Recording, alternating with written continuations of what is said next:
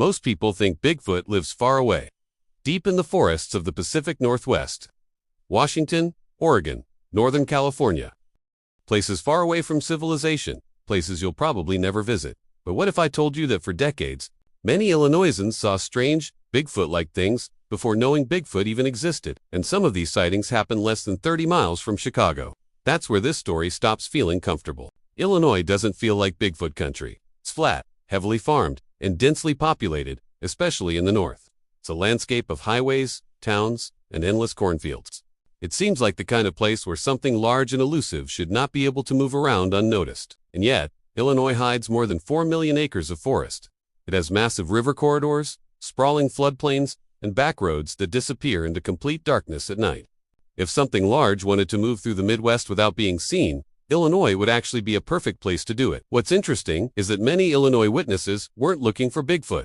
They weren't out camping for answers or part of any research group. They didn't even believe in anything unusual. They saw something first, tried to explain it, and realized that other people had seen the exact same thing. Traveled down to southern Illinois, and the landscape completely transforms. It looks nothing like the rest of the state. The land shifts, the forests thicken, and the terrain folds into itself. Here you'll find the Shawnee National Forest, a place that feels ancient, much older than the highways that surround it. It's a world of towering sandstone bluffs, deep ravines, and hidden cave systems. At night, sound behaves differently here. It doesn't travel in a straight line. It rolls, it echoes, and it distorts. Campers in Shawnee have reported hearing heavy, two-legged footsteps moving just beyond the glow of their firelight. Not something running or crashing through the brush, but walking. A slow, deliberate, heavy-footed movement. Some describe deep, hollow vocalizations echoing through the valley sounds that aren't animal calls, and certainly aren't human voices. Then come the tree knocks. Sharp, spaced-out impacts that seem to answer each other across the distance. People who are unfamiliar with Bigfoot lore don't call them tree knocks. They just say it sounded like someone was hitting wood with a bat, over and over again, when no one else was there. One camper shared a story that's hard to forget. He was sitting by his fire when he noticed movement at the edge of the trees. At first, he thought it was a bear. It was large, dark, and partially hidden by the foliage. But then, it stood up. Not quickly, not aggressively. It just rose to its full height. Its arms were incredibly long, hanging well below its knees. There was no visible neck, and its shoulders were massive. It didn't charge him. It didn't run away. It simply turned and walked slowly back into the darkness of the forest. The camper said he didn't sleep at all that night. The thing about these Illinois sightings is that they don't just stay deep in the woods. They follow the water. The Mississippi River isn't just a river. It's a wildlife superhighway.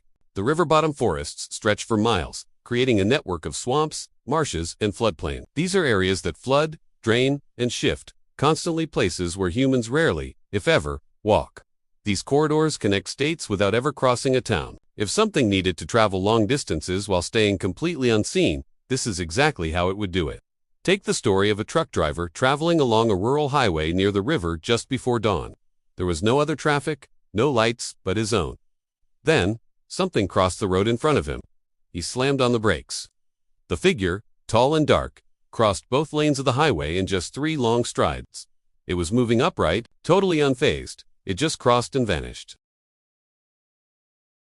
No crashing branches, no rustling leaves. It was just gone. Near the Kankakee River, another witness described something different but equally unsettling. He saw a tall figure standing motionless near the waterline. He estimated it was 7 to 8 feet tall, with broad shoulders and dark hair covering its entire body. It didn't growl or move toward him.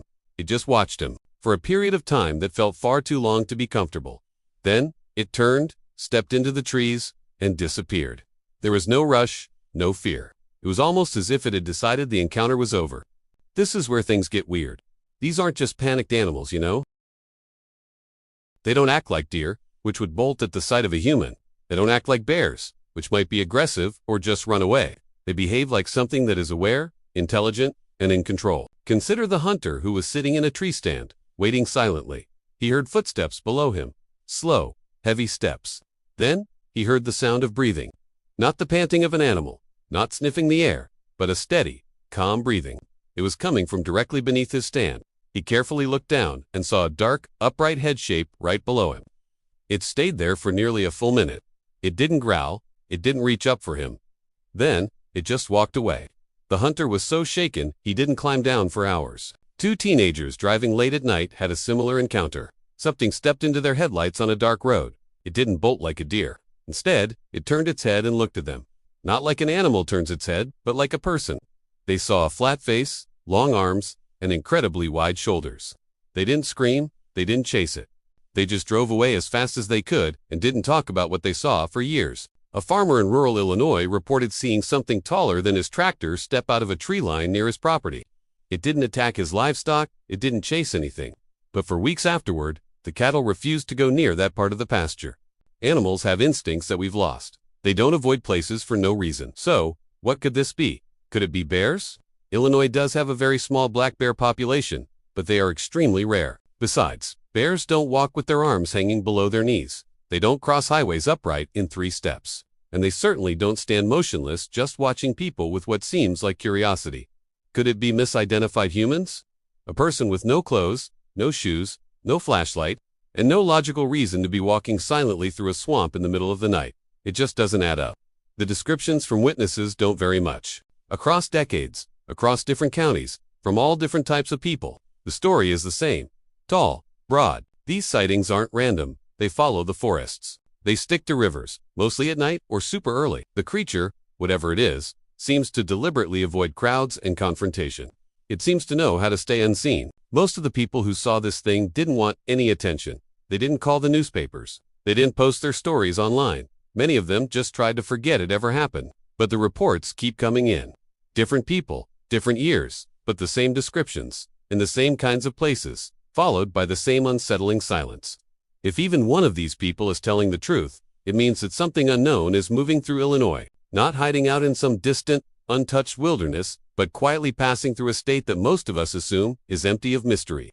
Whatever people are seeing, it didn't leave. It didn't need to. Because most of the time, when we're faced with something we can't explain, we just look away. If you have a story from Illinois or anywhere else, share it in the comments below. And don't forget to subscribe for more strange stories from unexpected places.